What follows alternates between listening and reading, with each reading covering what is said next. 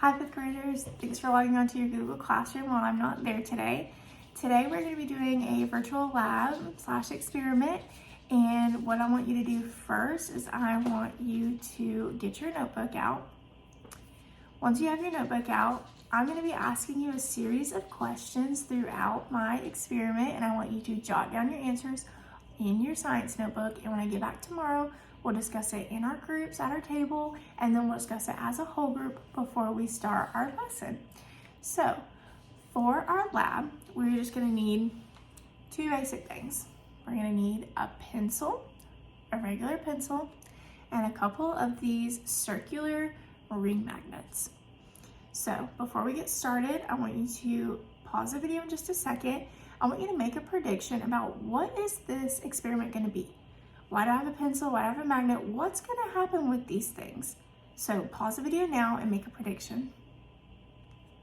All right, now that we have our first prediction made, we're going to go ahead. I'm going to drop the first magnet down the pencil, just like this. Now, I'm going to drop the second magnet down the pencil, but before I drop the second magnet down the pencil, I want you to make another prediction on what you think is going to happen when I drop this magnet down the pencil. All right, now that you made your prediction, let's test them. We're going to take the second magnet, drop it right down.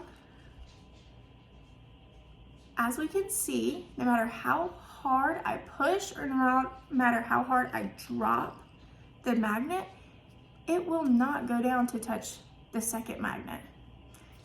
So before we move on, take a pause, and I want you to write down why you think that no matter how hard I push or how high or low I drop, the magnets will not touch each other. So pause the video now, write down what you think. All right, welcome back. So now that we've made a prediction about why our magnets won't touch, the next thing I want you to do is watch. We're gonna do it again. Now these magnets did something a little different. If you can see, these magnets actually attracted to each other. So take another pause in this video. I want you to write down why you think these magnets right here will not touch and why these magnets right here attracted towards each other. So take a minute, pause the video. All right. Now that you're back, we made our predictions. Let's go over some things. So I want you to think back to what we've been learning about magnets so far in our unit. We know that magnets have a north pole and a south pole on each magnet.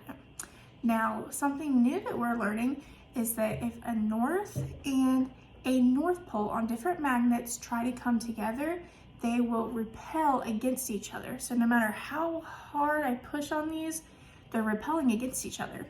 And that's how, in our experiment, the floating is happening. These two magnets, we have a north pole and a north pole repelling against each other. However, when we have a north pole and a south pole come together, they will actually attract each other. So I want you to, in your science notebook, I want you to write down two interesting facts that you learned from this lab and get ready for tomorrow.